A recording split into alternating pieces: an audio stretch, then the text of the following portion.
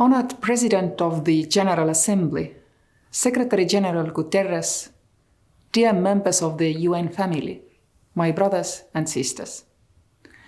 French author Albert Camus has written, "There have been as many plagues in the world as there have been wars. Yet plagues and wars always find people equally unprepared." Last year, we all gathered in New York for the traditional UN General Assembly that now seems to be in a distant past, and the occasion itself to belong to a world that doesn't exist anymore. The pandemic that gave a thorough shock on our way of life also taught us a lesson. A lesson about what does climate change mean in reality. Loss of diversified ecosystems, risks of the cohabitation of people and all other species in crowded towns, bitter worry about the survival of the humankind, and constant hard work in multilateral organizations to make sure we avoid global fights over limited resources.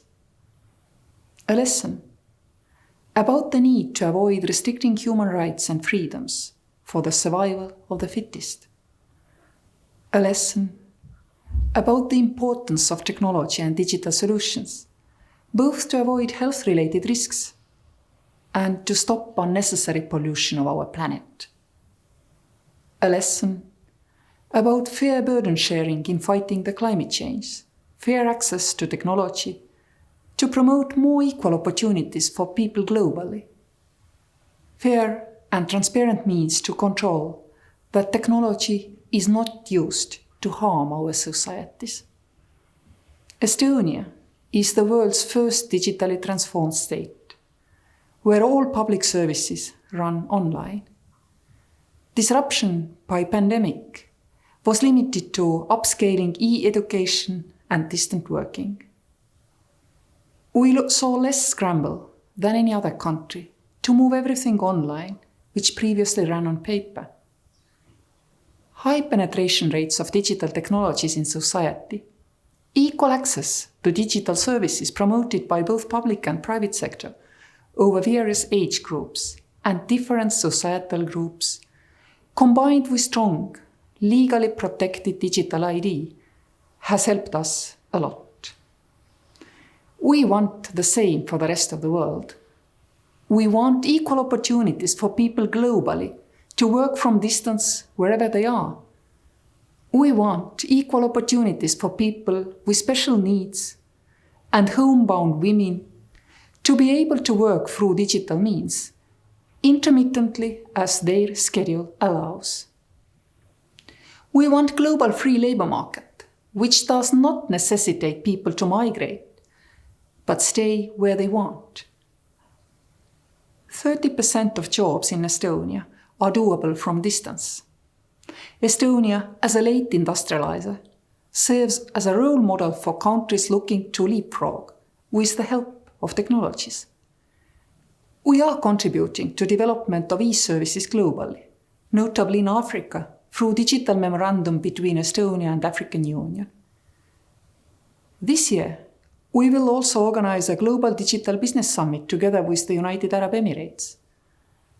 Our small and medium-sized enterprises are building e-services to other nations, cooperating with local partners to achieve tailor-made solutions and increase resilience of the digital ecosystems.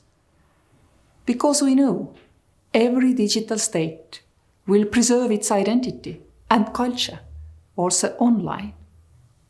This is an advantage, but also a catch. Leaders globally must understand that digital services do not by themselves rid any country from fat bureaucracy, corruption, or inefficiency. By digitalizing these problems, we can only make things worse, unless we simultaneously raise transparency and straighten out our processes. Thus, digitalization can make our states more efficient and bring closer to our people.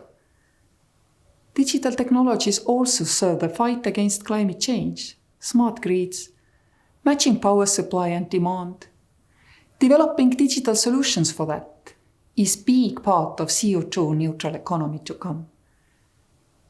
Green energy production is intermittent. We must balance this by not only developing reserve capacities like pump storage or hydrogen, but also to even out peak demands by smart consumption management. In a way, the pandemic and its aftermath gives us an opportunity for a great global technological leap. Digital solutions can make our societies more equal, more resilient, more accessible, and sustainable. But digital development comes also with its vulnerabilities and risks that is associated with cybersecurity. As an elected member of the United Nations Security Council since January this year, we have kept our campaign promise to bring it to the formal table of the SC, which we did already in March and continued in May.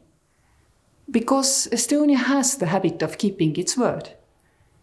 Dear colleagues, as we tackle the global pandemic, conventional and unconventional threats have not disappeared. The world around us is as unpredictable and unsecure as it was before. Take the ongoing wars in Ukraine or Syria, or the conflict in Sahel and the recent devastating disaster in Lebanon, as well as the grave human rights violations in Belarus. Overall, the pandemic has even reinforced some of the consequences of conflicts. For example, the health and well-being of the most vulnerable, the children, women, and adolescents. The pandemic has been used as a pretext to lift sanctions or restrict humanitarian aid. New divisions have emerged. This, my friends, is unacceptable. My dear UN family, we are 75 this year. The UN is and remains the cornerstone of our multilateral world order. There is no alternative to it. It is the best possible forum to address global issues from peace and security to new emerging threats. It's a forum where everybody has a voice. From here in Estonia, I can promise you that we shall continue standing for multilateralism and international law, imperfect as it feels for those impatient to resolve the crisis of our world. There is no better option than the UN.